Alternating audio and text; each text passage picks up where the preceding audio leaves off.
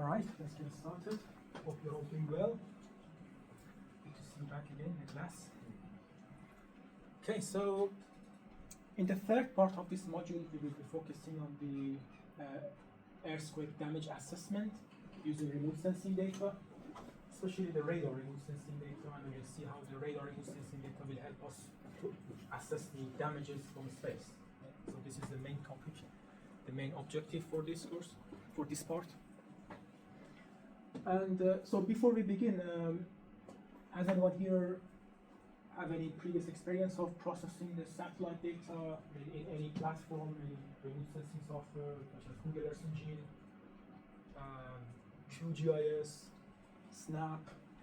GIS, maybe. So it was mainly GIS type of analysis rather than Yeah. remote sensing, right? Okay. No? Okay, so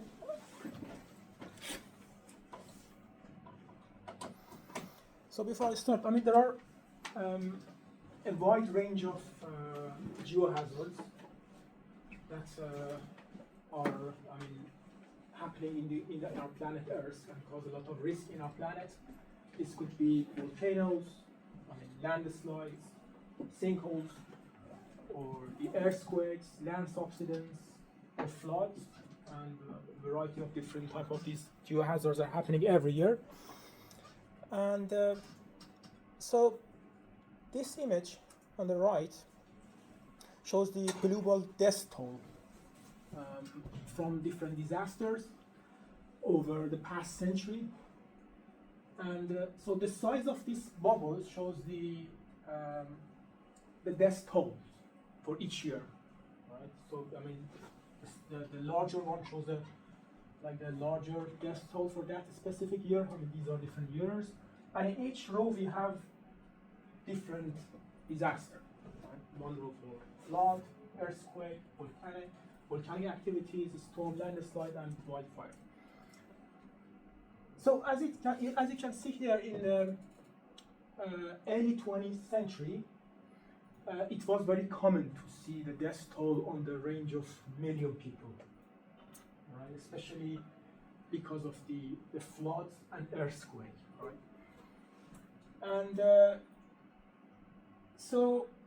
and this is for all disasters, as you can see. But as you can see here, when we get closer to the present time, we can see that these numbers are declining thanks to our better resilience toward these disasters and better national and international policies. Now we are able to better manage these disasters, and the number of mortalities have apparently decreased in the past few years. In the past few years, the range of the mortalities are in the range of maybe 10,000 to 20,000 people per year, right? So this does not mean that the disasters have become less frequent, but it means that the world today is much better in preventing this kind of death happening from different disasters, right?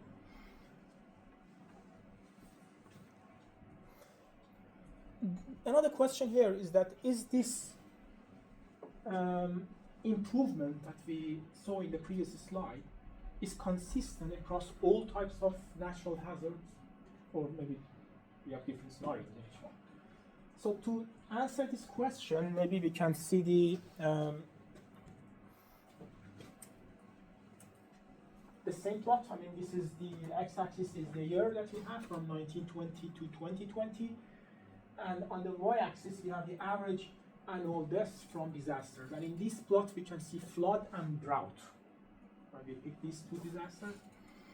And again, as you see in the 1920, in those times we had the mortalities was really high in those periods, but we can see that it is clearly declining over the years for these two disasters. And so it shows that the mitigation of these two disasters, I mean floods and droughts, has improved over the past year. So now we add the earthquake to this plot with this black line, And what we can observe from earthquake, it is clear that the fatality rates from earthquake have almost remained persistent in different years, right? And also, as you can see, especially in the past decades, it has the highest numbers across various geohazards compared to flood, for example, or drought. The numbers are relatively higher. So this shows that earthquake remain the most destructive type of hazard among the others that we can see. And it has been really difficult to manage. And it is basically due to the nature of earthquake. And because the other hazards such as flood or maybe drought, they are happening over a course of time, for example, hours, days, maybe weeks, months. Right? So nowadays we are able to develop some early warning systems to predict these kind of hazards, and thanks to many different types of data that we have. But unfortunately, earthquake is not the case. I mean, the earthquake is happening suddenly and often without any previous indicator. I mean, the indicators are not that much compared to floods. And this makes the development of the early warning systems much more challenging for earthquakes compared to other types of hazards.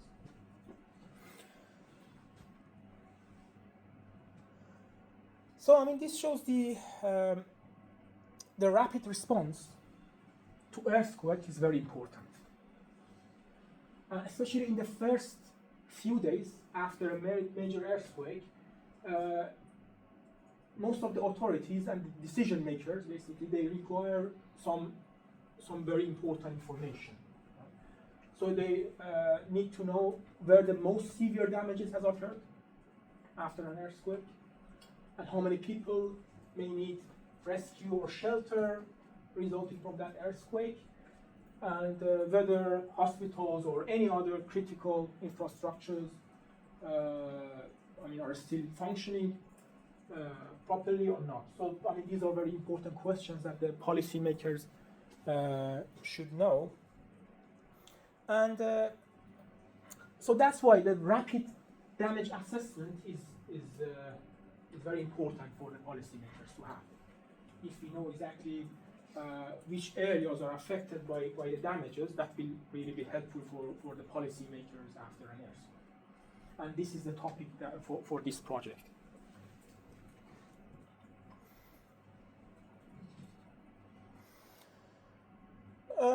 So for major earthquakes, decision makers faced a big gap in the information that they have. So the main reason for that is that most of the ground reports after the earthquakes are often delayed, or maybe they are not complete. The roads are damaged. You don't have access to the infrastructures to assess the situation, and the communication, sometimes the communication networks maybe are disrupted after the earthquake. And so having a rapid and a very large scale type of damage proxy map will be very helpful for the policymakers. So this is an example of a proxy map, a damage proxy map, which is derived from satellites. This is generated for Myanmar 7.7 earthquake, which occurred in March 2025. And so, with this map, we can have a good spatial overview of different damages, where the strongest damages happen by colors. The red color and the yellow colors shows the areas which are affected by the earthquake, and the strength of the damage can be shown by changing the color, right? From the bright to the yellow to the red, we can see that which areas are more affected by the earthquake. So this map can be generated hours after an earthquake, maybe just less than a day or 2 days, depending on the availability of the satellite data. And so this is very useful type of information. So if we can provide an accurate damage assessment map, that could be helpful for the policymakers. So before discussing the role of radar remote sensing in earthquake damage assessment. Let's briefly look at two types of remote sensing categories for which we have in the community. I already covered this in our seminar like 2 or 3 weeks ago, so I just have a quick recap of that. So we have two types of remote sensing. One side we have optical remote sensing, and the other side we have radar remote sensing. And in optical remote sensing, as I mentioned last time, the sensors operate in the blue band blue band, red until red band, and also the near infrared and the thermal infrared, part of the electromagnetic spectrum. And in optical remote sensing, the main source of energy is sun. Sun is illuminating the ground, and what we measure here in the visible, for example, part of the remote sensing is the reflectance coming to the satellite, right? So the reflectance is the main measurable in this side. And also in the thermal remote sensing, which is a part of optical remote sensing, what we measure is radiation. Right? Again, the sun is the source, the radiation is measured by the satellite, and that can be converted into temperature. Right? We can measure which areas have different temperatures. On the other hand, in the radar remote sensing, the sensors operate in the longer wavelengths. So the wavelengths are on the range of 1 millimeter to 1 meter, much higher compared to the micrometer type electromagnetic, the wavelengths of electromagnetic wavelengths. And here, unlike the optical sensors, the sensors are active sensors. I mean, they are sending their own source of energy. They are not dependent on sun, right? They have their own source of energy. They send the microwave signals to the ground, and what we receive here is the portion of the energy which is reflected back to the satellite, and that is called backscatter. And backscatter is a terminology that we have in radar, and we will hear this throughout this project. So why radar data is important for damage mapping? First of all, because of its all-weather imaging capability. And as you can see in this image, for example, we have an optical data and a radar data at the same time for the same region. And with the radar data, you can see a clear image, but the optical data is kind of blocked by the cloud cover in that time. So this is very important, especially for the earthquake happening to the countries which are covered by cloud throughout the year. This is very important characteristic. And also it is acquiring data in both day and night. This is another characteristic of the radar data, because it does not depend on the sun. It can acquire images when it is ascending and when it is the satellite is descending at the other side of the Earth.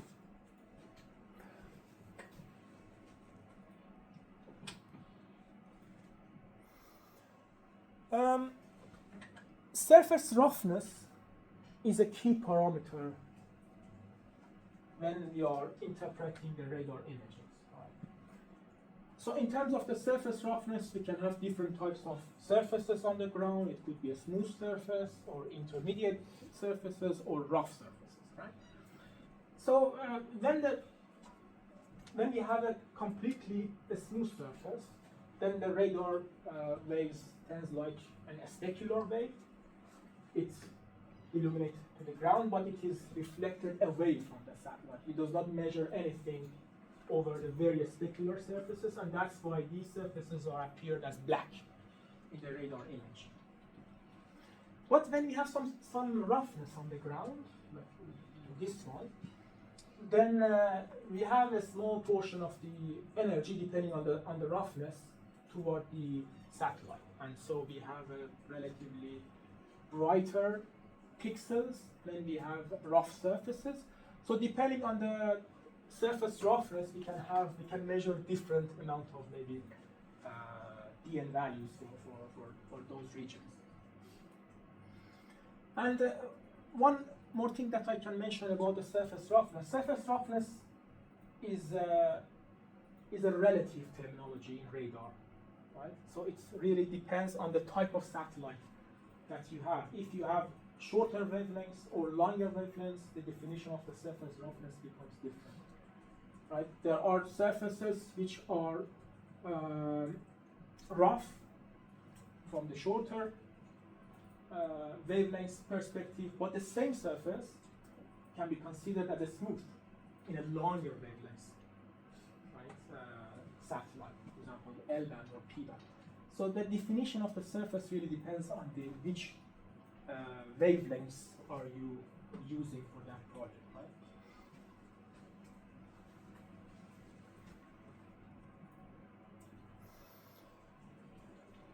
In addition to surface roughness, radar data is very sensitive to man-made objects. This is very important and very interesting feature that we can use for earthquake damage assessment.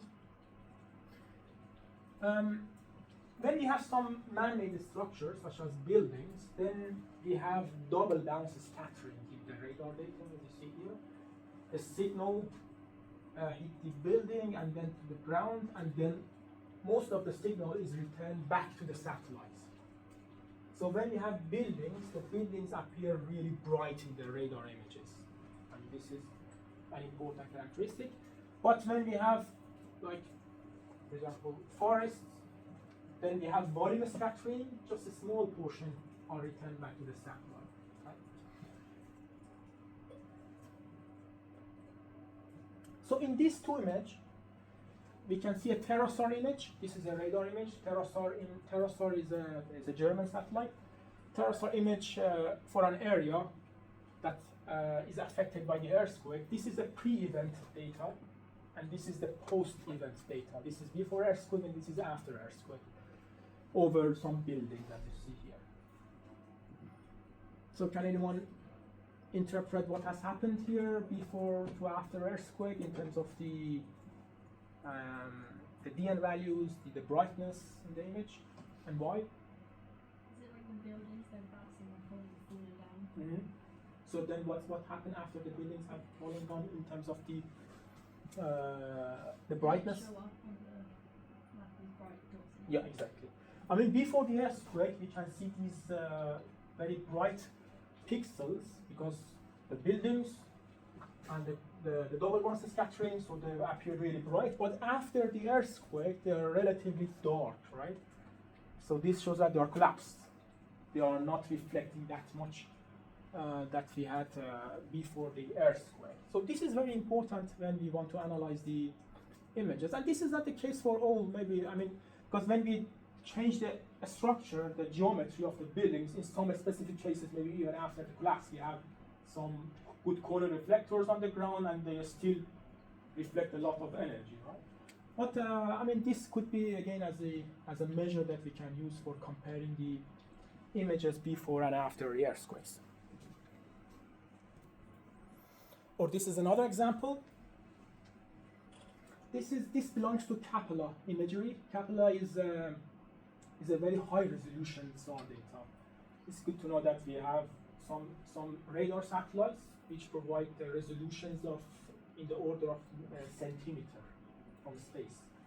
So Capella is one of them, and the resolution is about maybe 15-20 centimeters in space, which is really great. It is commercial actually satellite, and it is not like Sentinel-1 that systematically cover the Earth, but I mean they are really active when something happens in some part of the world. They go and capture images from those areas, or if someone orders maybe some images, they will provide the data for that specific project. But if you look at these two images, this is again before a building collapse, these two, and these two is after the building collapse. This is the optical data, radar data, and the same here on the right. We have the same scenario here, right? Before the earthquake, you can see that the buildings looks quite bright before we have the collapse. But after that, because of the change in the geometry, we cannot see such a bright regions in the radar image, which makes radar a very useful tool for damage assessment, right? For building collapse. collapses and studying these kind of disasters.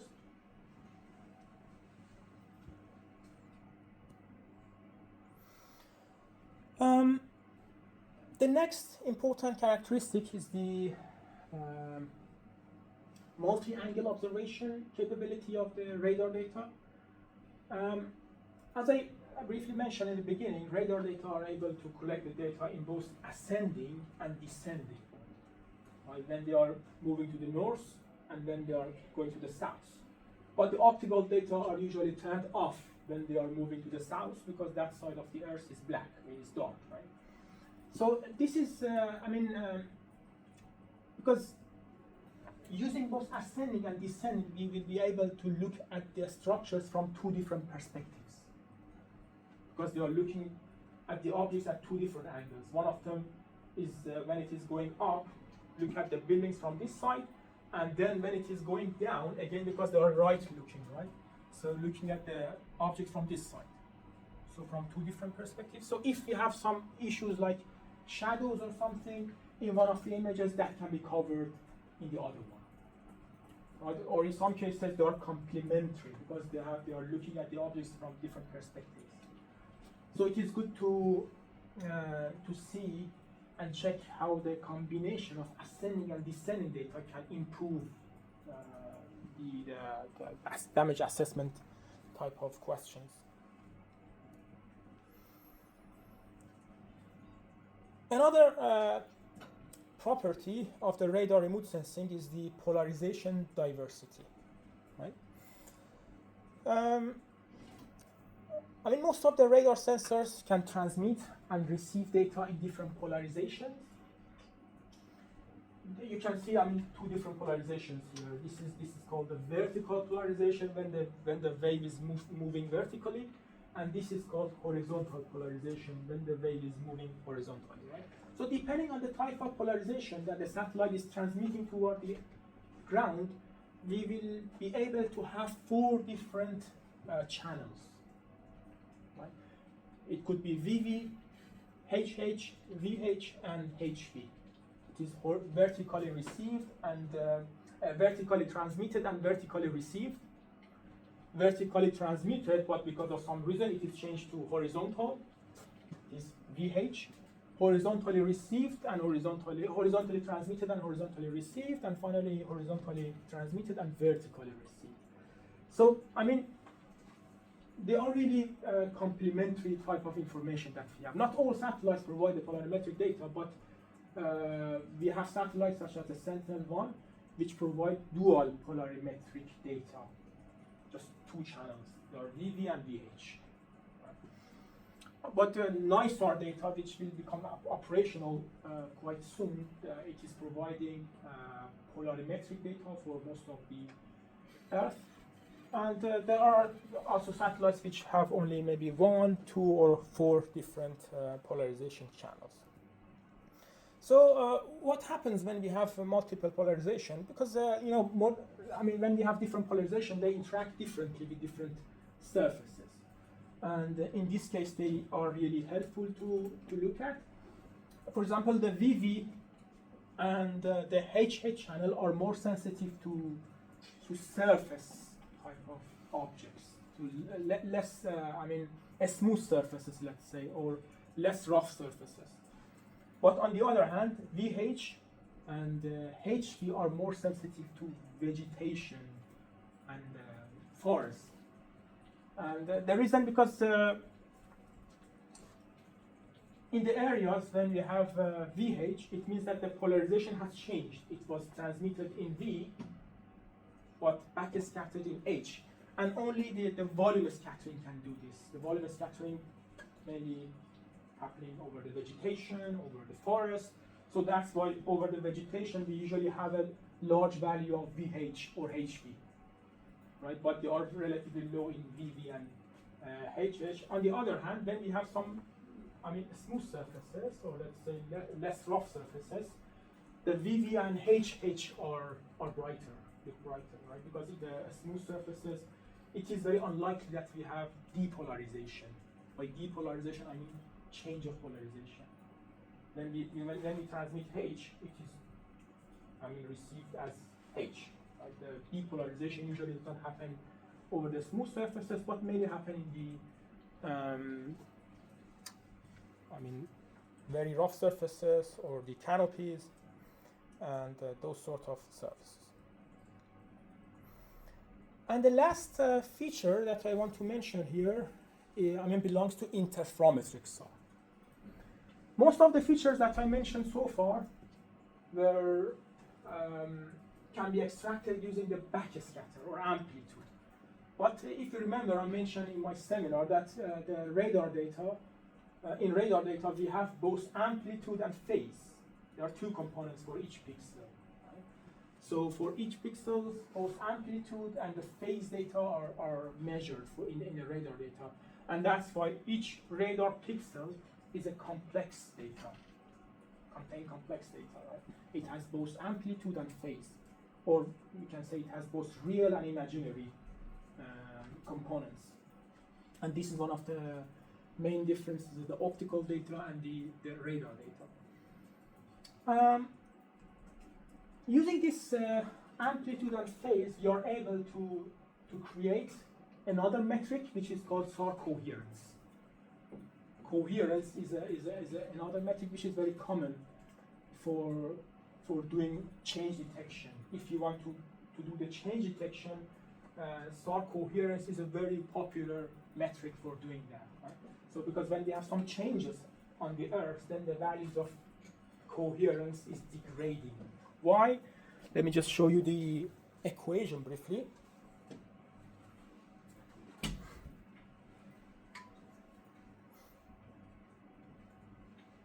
So this is the Sampler-Pearson correlation coefficient for complex numbers, which we call it coherence.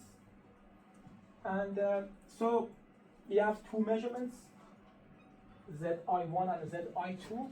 One of them belongs to the first acquisition, and the other one belongs to the second acquisition. For example, this is day 1 and this is day 2. We have actually complex numbers in each of these epochs. And using this measure, we can calculate the coherence. Can anyone say what exactly happening in the numerator? And in what cases we have a larger value of coherence, and in which cases we have a lower value of coherence based on this equation? Star is the conjugate. Conjugate, yeah. This is the complex conjugate. This is the complex number for the first epoch. This is the complex conjugate for the second epoch. Complex conjugate changes the imaginary part to negative, right? Or maybe if we want to look at in the polar dimension, it has one amplitude and phi value. So when it is conjugate, this phi becomes negative, right? So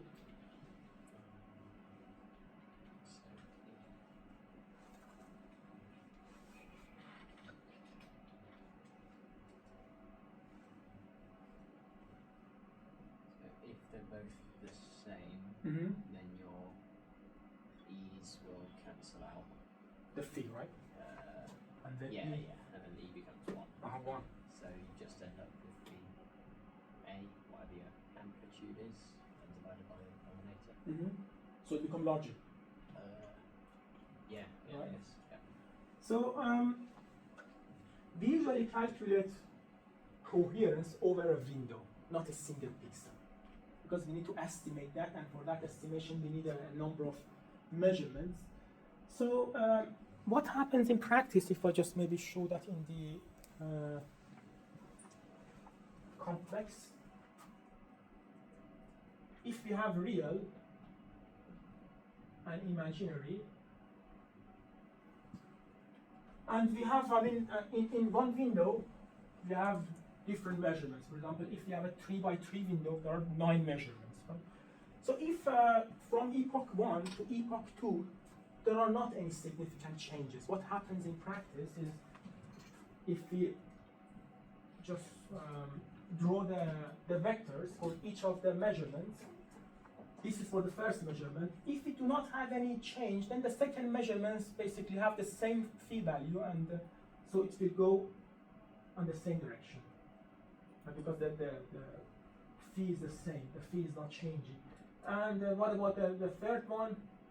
Almost the same, the same, the same.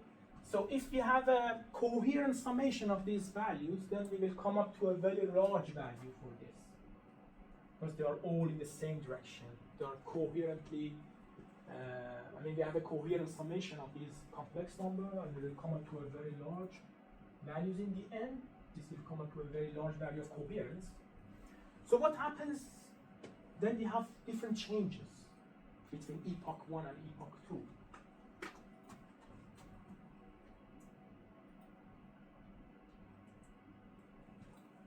If we have some changes, then the phi value is changing, right? So this is the first one. The second one could be anywhere, could go anywhere. This direction, maybe this direction. It could go anywhere, right? This is called a random walk. And as a result, the estimated coherence will be very close to 0 when it is, very much, when we observe a lot of changes between epoch 1 and epoch 2. And this is the idea that the coherence is calculated using the complex numbers in radar uses.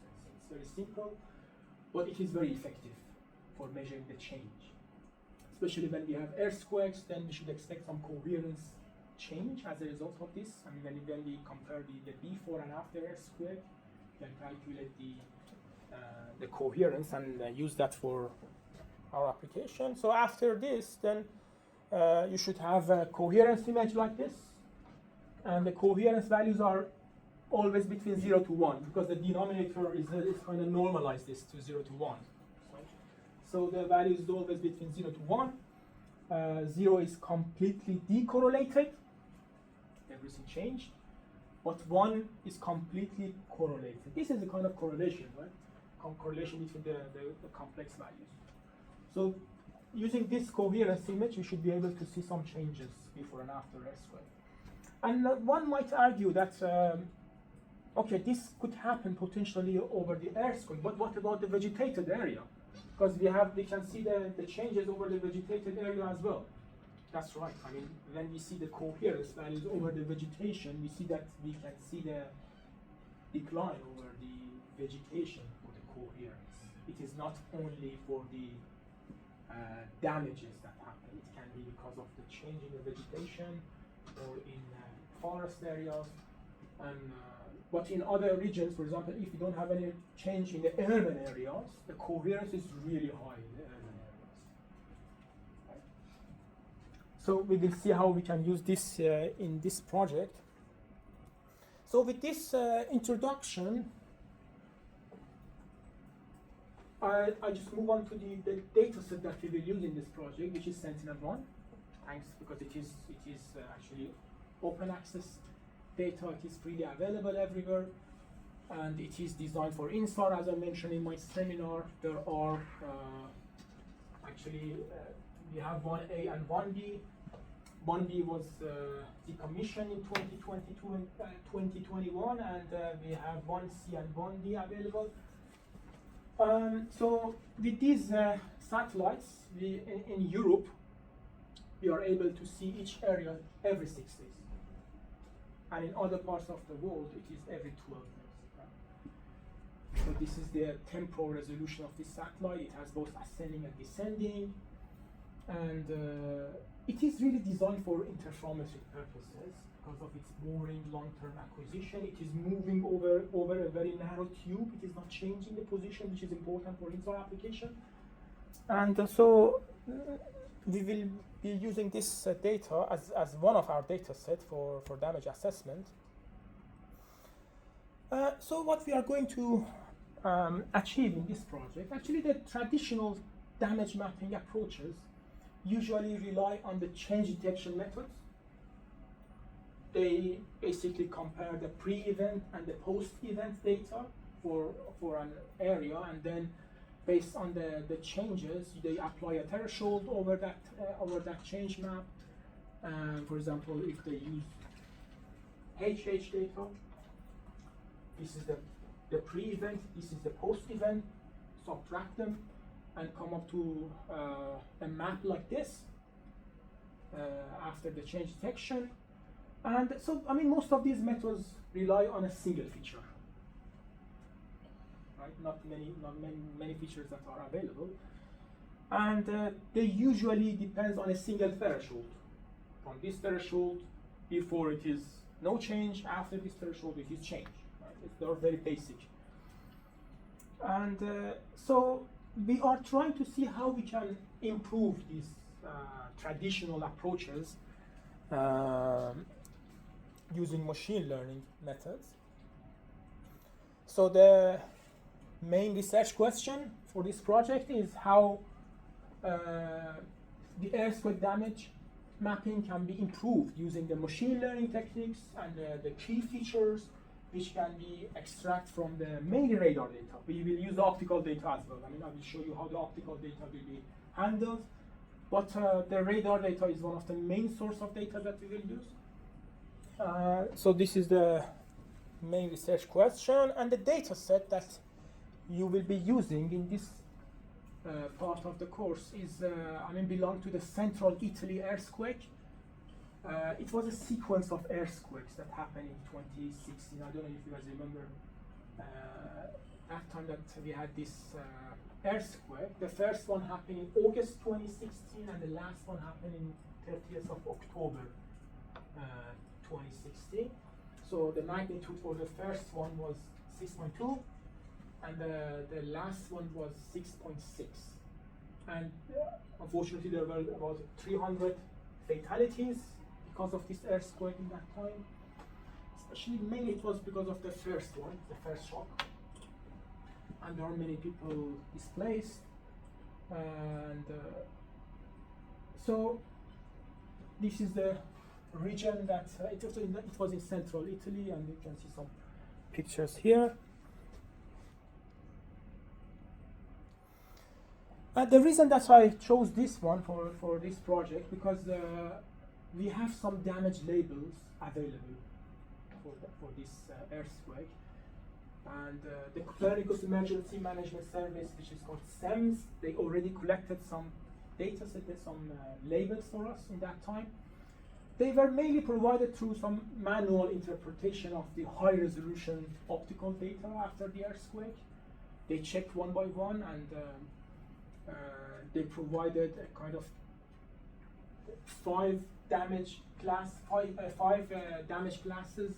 map, which is from D0 to D5. And you see here, these are different types of damages that are reported in this data set. We have slight damage, moderate damage, heavy damage, very heavy damage, and fully destruction. Right? In this project, I converted these into 3 damage classes to be like more straightforward. So these are the type of classes that you will see in the data set now. 0 is no damage, then 1 is the moderate damage, and 2 is the severe damage. I will share a CSV file with you, and you can see the building numbers, the latitude and longitude for each building, and then the label, where it is 0, 1, or 2. This is a data set that I already have. I will share this CSV file with you, and it is on the building level. It is not on a pixel level. So what does it mean? It means that maybe some of the buildings are very close to each other, and they are just located in 1 pixel. So you don't surprise when you see that 3 buildings are located in 1 single pixel, because the pixel size in Sentinel-1, it is, 10 by 10 if you want to use the original resolution, but maybe we want to resample it to make the data, so the size of the data a bit lower to better handle that. But anyway, you should expect some of the buildings, located in 1 pixel. And this is the workflow that you guys can follow. This is a tentative workflow. So the first step is to generate all the features. These are some example features. SAR coherence, the SAR backscatter, the polarization ratios, and some optical data. For example, NDVI. This is a vegetation index that can be extracted from the optical data. And finally, we can have some texture features. Right? Texture features are also important features when we have the satellite data. One step that you can follow here is to identify the built-up areas. This is very important. As I mentioned, the coherence, I mean, we can see the coherence changing even in the vegetated areas as well. So in order to maybe mitigate that, we can create a kind of mask in this step and only focus on the built-up area. So this is a part of project, how you can create a built-up mask for yourself. Just exclude any other pixels and only focus on the buildings. So for this task, maybe you can use the optical data before the earthquake. You can generate maybe vegetation indices and put a threshold on the vegetation indices to remove the vegetated areas. Whatever method that you are using, it is important to verify that method because we already have a database of the buildings. Not all the buildings, but some of the buildings which are provided through SEMS. So it is good to see, to have a quick check whether this building detection was performed successfully or not in the first step. Right? So the output of these sections will be the different features which are generated over the built-up areas. Then the next step is the machine learning method that you want to use. Maybe you can compare different machine learning algorithms. Now you should have some experience of working with the machine learning approaches, so it is good to compare various machine learning methods for this problem. And finally, generate this kind of damage proxy map. Your damage proxy map should have 3 classes, because our training data has 3 classes. And based on this map, you should have a kind of validation over the results. So in the beginning, it should be good to have split the data over the training and testing data, and because we don't have a lot of buildings, so it is good to see the effect of the training sample size and do the validation, generate all the metrics that you want to generate here. As I said, you can compare different machine learning algorithms, and most of these algorithms are available in Python, most of them in scikit-learn library, random forest, or the neural network, or the SVM. So most of them, I believe that you have some experience now in these approaches.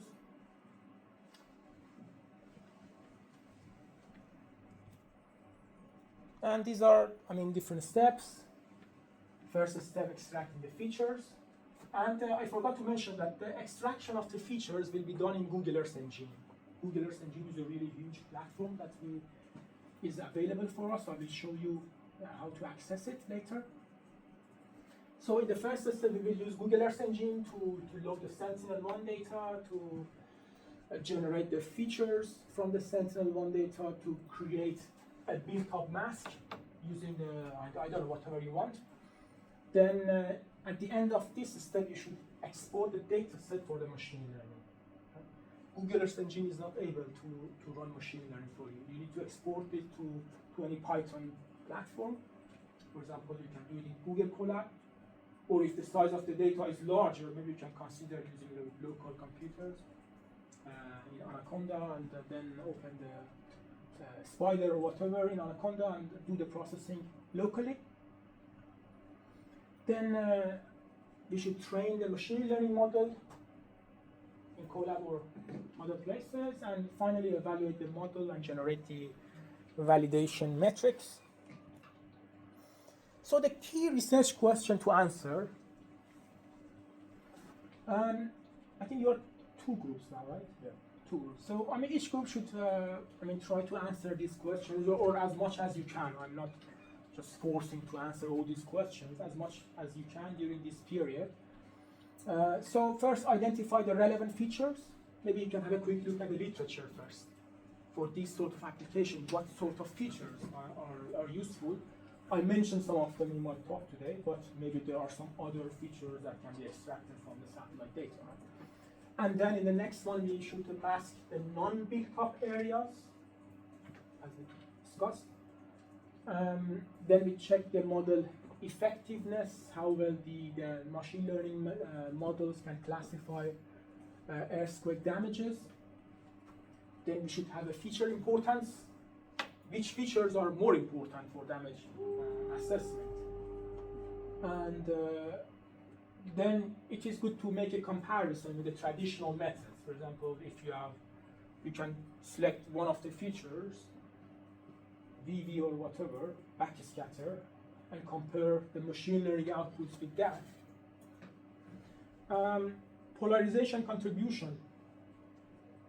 So what happens if you incorporate the polarization channel, other polarization channels, not only, limit yourself to VV. If you incorporate VH, for example, then how this can improve your performance in machine learning. Or multi-track analysis. If you consider both ascending and descending features for machine learning, can that improve the classification accuracy or not? Right? These are sort of questions that you should be able to answer by the end of this project. And as I mentioned in my fellow chart, this part is performed in Google Earth Engine. This is the data preparation step. So why Google Earth Engine? The first reason, because of the access to the global satellite data. It has a huge platform. It's a cloud-based service. And we can have a direct access to the Sentinel-1 data in different polarization, different modes, for different times. All the data are available in the Google Earth Engine. And you don't need to download them, right? Everything can be processed in the Google Earth Engine servers. You can do the pre-processing and create all the necessary features in that platform. And it is very efficient and scalable compared to many remote sensing software. It can handle the large data set in Google Earth Engine. There are many functions available if you want to do some pre-processing. I will share a piece of code with you to see how you can achieve this. And then after you prepared all the features, you can extract the features in Google Earth Engine and export it to Google Colab or any Python platform. So you don't need any local storage. Everything is in cloud. This is very important because the satellite data, especially when we are working in a very large area, the sizes really become really large, right? So it is important to work on the cloud-based services as much as we can. And it is based on a JavaScript. It is not Python, it is JavaScript. All the codes that you are running in Google Earth Engine are JavaScript. So it is not, it is different from Python apparently, but if you start seeing the code, and I will share some prepared code to you, so you don't need to learn JavaScript. So you should only learn how to extract your features using JavaScript in Google Earth Engine. For Google Earth Engine, first you need to set up an account. The procedure is mentioned here. This is the link that you should follow, codeearthengine.google.com. And then you need to register a new project. Then you first run Google Earth Engine and do there are a number of steps. These steps that I listed here belong to last year, so I don't know if maybe they are still following the same procedure or maybe they have applied some changes, but it's good to see. And after you created your account, you should be able to see this platform, this Google Earth Engine platform.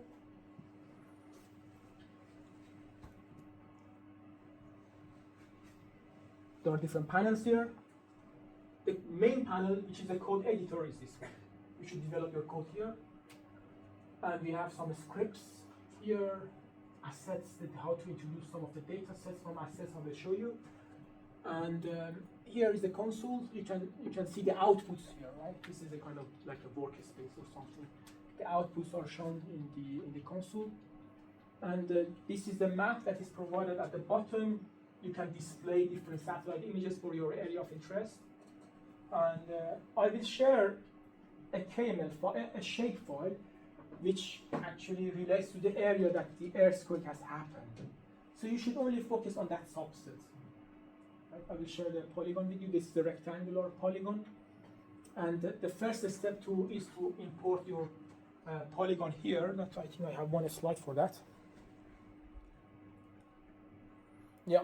So when you start working with Google Earth, if you go to Asset, then under New, you can see that what type of data you want to introduce. You can select shapefile, and then select the shapefile that I introduced to you, and then you should be able to see the shapefile over Italy here, and all the features that you are generating are clipped over this polygon. Okay, so I think that's it from my side, and so I'll just pass it to you if you want to start whenever you like during this time. The first part is just try to ensure that the Google Earth Engine is set up properly in your When system. interview with us, engine, it asks whether you want to register a new project. Yes, Or yes. First you should register a new project, right? After you register a new project, then you should be able to see the projects in that list. Any other questions from the project? Everything clear? Will you be uploading the slides to Ellie? Yes, I will share the slides today later. And also, I think I have shared everything in the Ellie page. Yeah. Under damage assessment, I forgot it. Can you check whether I shared the shapefile as well or not? what's the title of the? It should be a shapefile. There's a. Not that I can see. No, it doesn't look like it. I see. So I think I shared the coherence data with you, right? Yeah. The reason that I share the coherence data is that the Google Earth Engine, unfortunately, only use the backscatter, the amplitude radar data. It doesn't store the phase, right? Because it doesn't store phase, it means that we cannot do INSAR type of processing in Google Earth Engine. We cannot generate coherence because coherence needs phase, right? That's why I generated from some other platform and just share it with you. I don't want to bother you to go and do some other software. You can use that three, I think, coherence maps. One Yeah. before the earthquake, one during the earthquake, and one after the earthquake. Right? So you can use them, incorporate them in your feature list in your machine learning when the other features are ready. Okay.